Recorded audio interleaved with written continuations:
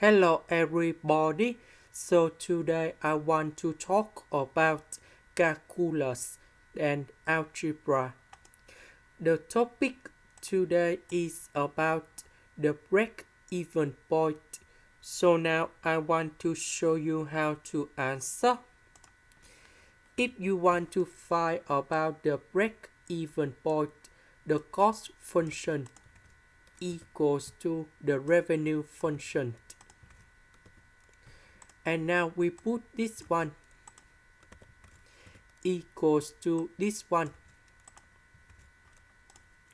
And now we can find the value of s.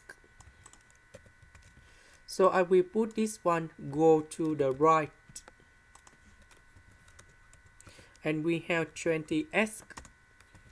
Later that we divide both sides by number 20. And we have the final answer. This is the end. Thank you for watching.